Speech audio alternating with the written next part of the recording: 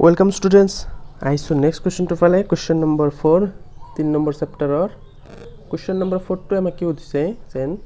তলৰ কোনবোৰ ৰৈখিক সমীকৰণৰ জোৰ সংগত অসংগত তাৰমানে তলত কিছুমান ৰৈখিক সমীকৰণৰ জোৰ দিছে হেবিলাক সংগত নে অসংগত যদি সংগত লেখৰ সহায়ত সমাধান উলিয়াম যদি সংগত হয় তেতিয়াহে আমি লেখৰ সহায়ত উলিয়াম সমাধান কৰিম তো ফাৰ্স্ট क्वेश्चन তো ফালে আইছো ফাৰ্স্ট क्वेश्चन তো আমাক দুটা ইকুয়েশন দিছে ফাৰ্স্টলি আমাৰ কি ইয়াৰ আগৰ क्वेश्चन তো আমাক সংগত অসংগতৰ বিষয় আমি কৰিছো কোনবিলাক সংগত অসংগত তাৰমানে যদি দুটা ৰেখাই যেতিয়া আমি গ্ৰাফ পেপাৰত বহাম যদি যিকোনো এটা বিন্দুত হলো মানে কাটাকাটি কৰে তেনেহলে সেই দুটা ৰেখাক আমি সংগত বুলি কম এটাতকে বেছিবাৰো কাটাকাটি কৰিব পাৰে যেতিয়া এটা ৰেখাৰ ওপৰতে আনটো মিলি যায় যেতিয়া অসীমবাৰ কটাকটি কৰে সেইবিলাকক আমি সংগত বুলি কওঁ ফাৰ্ষ্টত এই ইকুৱেশ্যনটো আমাৰ সাধাৰণ ৰূপত লৈ আহিম যদি আপুনি কয় যেন সাধাৰণ ৰূপত না আনিফালেও কৰিব পৰা যায় কোনো অসুবিধা নাই কিন্তু কেতিয়াবা কি হয় ধ্ৰুৱক পাতটো লেফট সাইডেও থাকে ৰাইট সাইডেও থাকে আপুনি মাৰ্ক কৰিব যদি দুটা ইকুৱেশ্যনৰ দুটা ধ্ৰুৱক ৰাইট সাইডে আছে তেনেহলে এক সাইডে নানিলেও হ'ব মই কৰি দিছো যোনটো নেকি নৰমালি সকলো মানে ইয়াতে ভুল ধৰাৰ কোনো চান্স নাই এতিয়া এইটো ইকুৱেশ্যনৰ পৰা আমাৰ a1 কিমান 1 x ৰ হক b1 কিমান y ৰ হক 1 c1 ধ্ৰুৱক কিনি -5 এতিয়া এইটো ইকুৱেশ্যনৰ পৰা a2 কিমান 2x ৰ হক b2 এইটো 2 c2 -10 এতিয়া আমি কি উলিয়াম a1 / a2 অনুপাত উলিয়াম a1 পাইছো 1 a2 2 এটো কটাকটি না যায় নে থাকিব b1 / b2 again 1 2 আৰু কি আছে c1 / c2 -5 -10 minus cancel যাব আৰু 5 এৰে 10ক দুইবাৰ যাব এতিয়া আমি এইখিনিৰ পৰা কি লিখিব পাৰিম a1 / a2 সমান তাৰমানে গোটেইটা সমান ওলাইছে এইটোৰ অনুপাত এইটোৰ ওপৰত তিনিওটা সমান ওলাইছে এতিয়া যদি আমাৰ এই তিনিওটা তাৰমানে দুজোৰ ৰৈখিক সমীকৰণৰ তিনিওটা অনুপাত যদি সমান ওলায় তেনেহলে কি হ'ব সেই দুটা ৰেখা এটা আনটোৰ ওপৰেৰে যাব মানে মিলি যাব যদি আমি গ্ৰাফ পেপাৰত বহুৱাও এতিয়া গ্ৰাফ পেপাৰত বহুৱাবলৈ হলে এই দুটাৰ ইকুৱেশ্যনৰ আমি দুটাকে কোঅৰ্ডিনেট নিব লাগিব এতিয়া আমি এইটোৰ পৰা আমি কি গম পালো এই জোৰ সমীকৰণ সংগত যদি সংগত হয় আমাক কি কৰিব দিছে লেখৰ সহায়ত সমাধান উলিয়াম এতিয়া লেখ উলিওৱাৰ কাৰণে আমি কি কৰিম দুটা ইকুৱেশ্যনৰ পৰা আমি দুটা স্থানাংক উলিয়াম এটো ফাৰ্স্ট ইকুৱেশ্যনৰ কাৰণে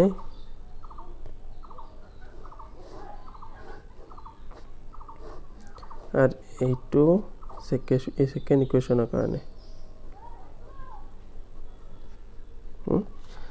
এতিয়া x ত যদি মই 0 লও y কিমান আহিব 5 x ত 0 বহাই দিলে এইখিনি 0 হৈ যাব থাকি যাব y 5 এতিয়া x ৰ ঠাইত বেলেগ এটা ললো 1 ললো 1 ললে 1 টো সেই সাইডে গলে মাইনাস হৈ যাব 5 ৰ পৰা 1 গলে 4 ঠিক তেনেকে এইটো তো কি কৰিম x ৰ ঠাইত কিমান লম again x ৰ ঠাইত যদি 0 লও এই গটিখিনি 0 হৈ যাব থাকি যাব কি twice y এইখিনি ভাঙি দেখুৱাও অলপ 0 হৈ যাব 2y = 10 y টো ৰাখি দিলে 2 টো হেফালে যায় হৰণ হ'ব 10ক 2 ৰে হৰণ কৰিলে 5 বাৰ 5 আহিব again যদি মই y ৰ মান কিমান লম 2 লও সাপোজ x ৰ মান 2 ললো এটা 2 2 গুণ 4 হ'ব 4 মানে এফালে আহিলে 10 ৰ পৰা 4 গলে 6 6ক 2 ৰে হৰণ কৰিলে 3 এতিয়া এই দুটা কোঅৰ্ডিনেট আহি গল এইখিনি আমি এতিয়া স্থানাংক মানে লেখ চিত্ৰত বহুৱাম মোৰতে ভাল লেখ পেপাৰ নাই যাৰ কাৰণে এইটো দি মই ইউজ কৰিছো জাস্ট বুজাৰ কাৰণে ফাৰ্স্ট আমাৰ ফাৰ্ষ্ট কোঅৰ্ডিনেট কিমান আছিল 0 5 এইটো 0 5 বহাম xৰ 0 5 1 2 3 4 5 এটা স্থানাংক ওলাই গ'ল এগেইন কি 1 4 1 4 1 2 3 4 স্থানাংকটো লিখি দিও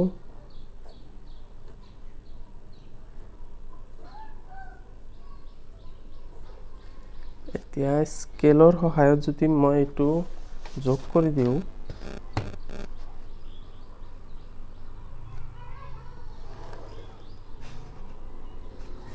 এটো স্কেলৰ সহায়ত যোগ কৰি দিলো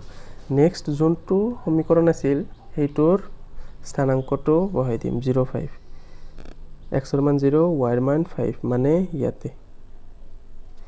again x ৰ মান 2 1 2 y ৰ মান 3 1 2 3 এইটো ইকুৱেশ্যন এইটো স্থানাংক সেকেন্ড ইকুৱেশ্যনৰ কাৰণে আৰু এইটো হৈছে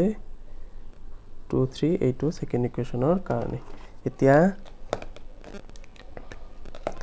এইখিনিৰ ওপৰত যদি মই লেখ আঁকি দিও তেনেহলে আমাৰ কি হ'ব আগৰটোৰ ওপৰৰেই যাব যোনটো নেকি মই কলা পেনেৰে আঁকি দিছো হেতু কিন্তু সেকেন্ড ইকুৱেশ্যনৰ কাৰণে লেখ হয় কিন্তু কি কৰিছে হেতু ফাৰ্স্ট ইকুৱেশ্যনৰ ওপৰৰেই গৈছে তাৰ মানে মিলি গৈছে ক্লিয়াৰ এটো কমপ্লিট সো নেক্সট 3 নম্বৰটোৰ ফালে আইছো সেকেন্ড কোৱেশ্চনটো মই তোমালোকৰ কাৰণে দিছো একদম ইজি হয় বিলাক সেকেন্ড ইকুৱেশ্যনটো কি আহিব সংগত নহয় মানে অসংগত বুলি আহিব এতিয়া সেম আগৰটো নিচিনা এইটো নৰমাল ফৰ্মত আছে a1 = 2 b1 = 1 c1 = -6 again a2 = 4 b2 = -2 c2 = -4 again অনুপাত লম a1/a2 a1 আছে 2 a2 4 আমি ক্যান্সেল কৰি কিনে 1/2 লিখিব পাৰিম again b1/b2 ওপৰত b1 1 b2 -2 again c1/c2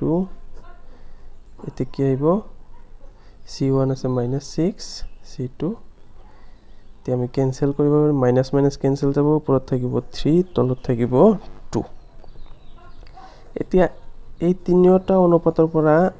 আমি কোনোটাৰ লগত মিল নাই এটো হাফ যদিও আছে এটো হাফ আছে কিন্তু এটো মাইনাস আছে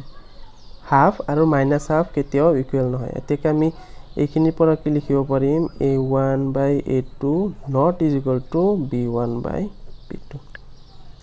যদি আমাৰ এইটো দুটা ৰৈখিক সমীকৰণে এইটো সূত্ৰ মানি চলে মানে কি ৰেখা দুটাই কটাকটি কৰিব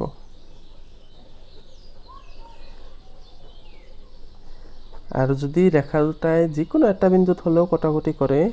তেনেহলে কি হ'ব হেতু সংগত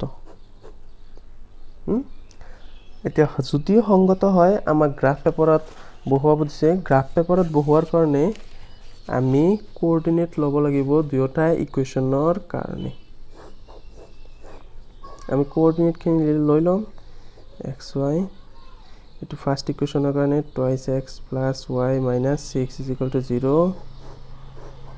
আৰু এটো সেকেন্ড ইকুৱেশ্যনৰ কাৰণে কি আছে 4x - 2y - 4 এতিয়া y ঠাইত যদি মই 0 বহাই দিও 6 টো হেফালে যায় প্লাস হ'ব 6 এতিয়া 2 আছে 2 ৰে 6 হৰণ কৰিলে 3 বাৰ এতিয়া x ৰ ঠাইত যদি মই 1 বহাই দিও এইটো হৈ যাব x ৰ ঠাইত 1 বহালে 2 লগত পূৰণ হয় 2 হৈ যাব -6 + 2 -4 এটো সমান চিহ্ন হিচাপে গলে +4 again এইটো ইকুৱেশ্যনৰ কাৰণে যদি মই y ঠাইত 0 বহাই দিও এই গটিখিনি 0 হৈ যাব থাকি যাব -4 টো হেফালে গলে +4 x ৰ লগত 4 এটা সহগ আছে এটো হৰণ x ক 4 ক হৰণ কৰিলে 4 ৰে একবাৰ যাব again এটা যদি মই x ৰ ঠাইত 0 বহাই দিও এই গটিখিনি 0 হৈ যাব নাইবা মই ৱাত ঠাইত 1 বহাই দিওঁ কাৰণ এইটো মই মাইনাছত ল'ব নোখোজো ৱাইট ঠাইত যদি 1 বহাই দিওঁ এইটো হৈ যাব কিমান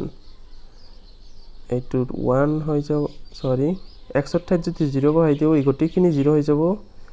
ইয়াতে থাকিব minus twice y is equal to minus 4 4 টো এইফালে গ'লে প্লাছ 4 y টো ৰাখি দিলে এইফালে যাই কিনে 4 ক হৰণ হ'ব 2 ৰে হৰণ কৰিলে কেইবাৰ যাব 4 ক 2 ৰে হৰণ কৰিলে দুইবাৰ যাব আৰু মাইনাছ আছে মাইনাছটো থাকি যাব তেনেহ'লে x ঠাইত যদি 0 বহাও আমাৰ y ৰ মানটো আহিব -4 এতিয়া এইখিনি আমি কি কৰিম গ্ৰাফ পেপাৰত বহুৱাম যেতিয়া আমি বহুৱাম তেতিয়া আমাৰ যিকোনো এটা বিন্দুত হলেও কটাকটি যাব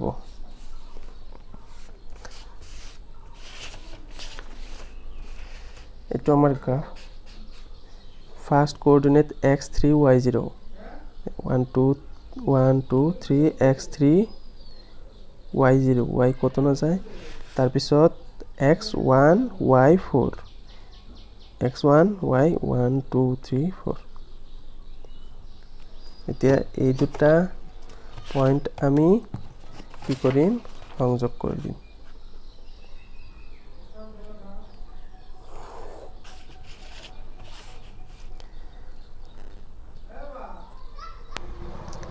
again next যোনটো ইকুৱেশ্যন কাৰণে আছিল এইটো মই ইকুৱেশ্যনটো লিখি দিছো